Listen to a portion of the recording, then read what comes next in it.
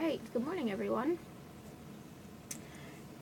This morning I wanted to go a little bit more in depth into the tools that I use for my readings. There's a variety of tools you can use even if you are not spiritually open, you know, your third eye isn't working, however you want to put it. You have no spiritual gift. These tools include dowsing rods, which I don't own but have had the ability to use a couple of times. Pendulums, which, as you saw in my past video, I have a handful of. We'll go over those again. You can use the pendulum alone or with the pendulum board. You can use recording devices, EMF detectors. I tried to find my EMF detector to use in this video as well, and I don't know where I put it. That's a big part of my life, is being forgetful. However, we're going to go over the stuff that I use most anyway. And that's my pendulum. Now, as I showed you guys before, I have a variety. Pendulum is anything with a cord and a weight at the end. So you can even make a pendulum at home with little to no money needed. My pendulums are all from shops or gifted from friends. I have made a few myself. I've used things like nuts and bolts. If you need something and you don't have any money, nuts and bolts work great. Just string and a weight at the end that you can swing. Now, a pendulum is a device that anybody can learn to use. It's what I used before I really had control over any of my ability whatsoever.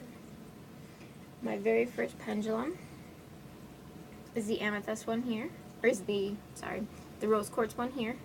It's actually my longest and lightest weight one, and the one I bonded with the most. Now, like I said, a pendulum is something with a string or cord and a weight at the end. What you do to bond with the pendulum is get it to swing for you. Now, each person is going to be a little different. I'm going to tell it to swing no. See?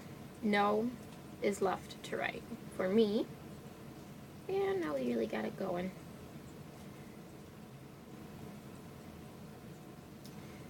And I'll tell it to swing yes, and that's up and down. Sometimes it takes a little bit for your energy to really get it pushing. And then getting it to swing maybe is probably going to be a little bit harder to see, but that's a circle. There we go. Now I do that with each and every one. For me, there's no change in yes, no, maybe. It's just working with and getting to know your device. I know there are a lot of skeptics out there who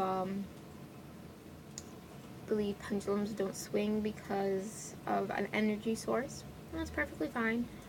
I believe that they do, and that our energy can make them move. And that's how spirits use them. With yes or no questions, they can give us information by using our energy to make the pendulum swing. It's a similar thing with dowsing rods, except they go out and in.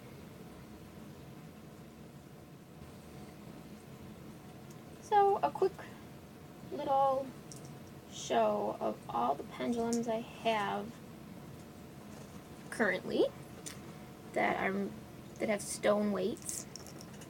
I don't know if you guys can see that very well. These are all my ones with stone weights.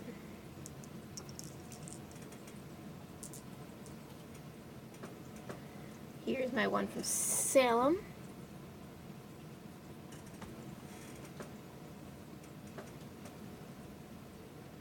And this is probably my heaviest one, so I don't usually use it to communicate with spirits. A spirit with low energy will have a lot of trouble moving this. It's got a short string and a very heavy weight. I actually use this one myself when I want to just work with my own ability. Now,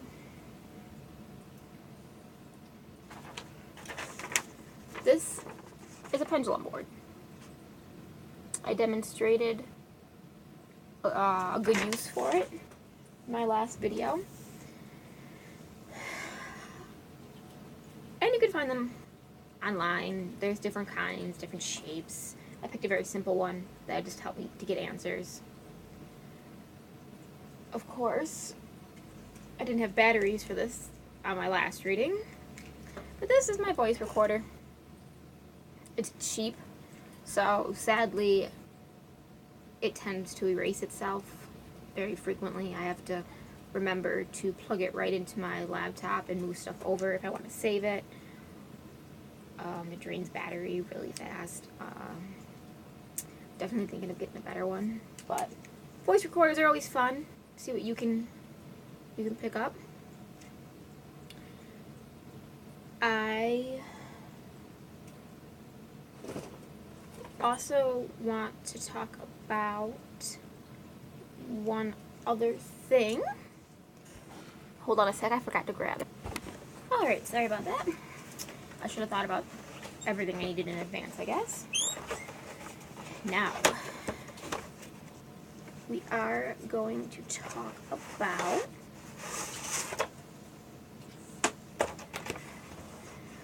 everyone's most feared of the paranormal devices. You can see my little helper here doesn't like it when I open up boxes. We're going to talk a little bit about the Ouija board, okay? This is my vintage 1970s Ouija board. Yes, I have used it. Yes, I enjoy using it.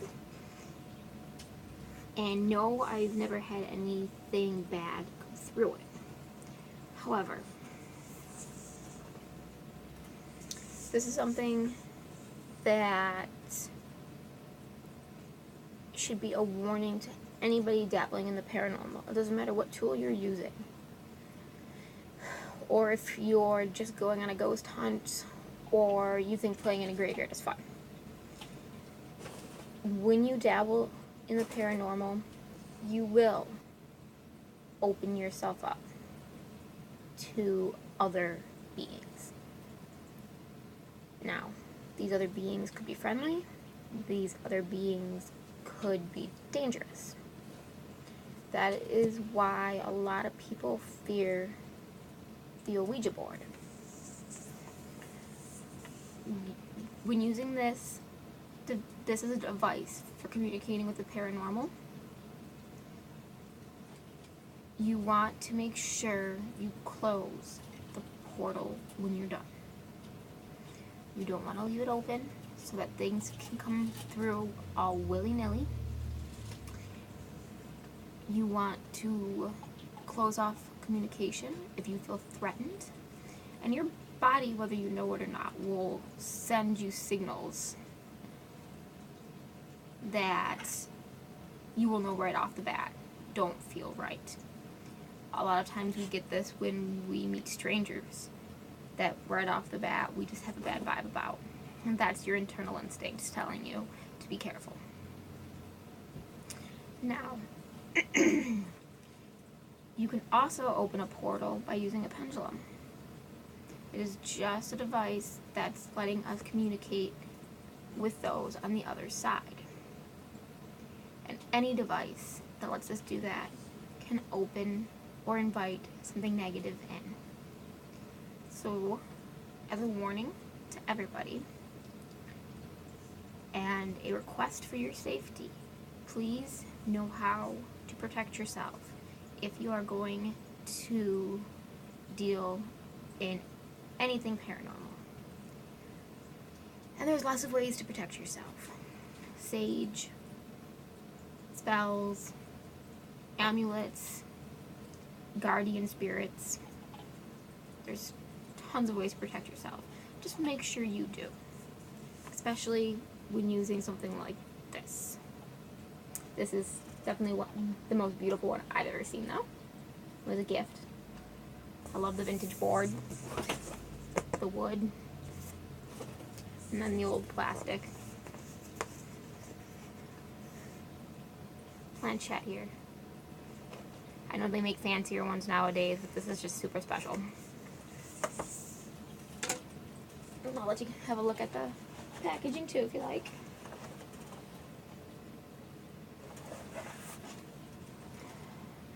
So those are all the items and devices that I use when communicating with spirits. I hope that was informative, and if you have any questions, you can leave a comment or send me a message. I'll talk to you guys again soon. Bye!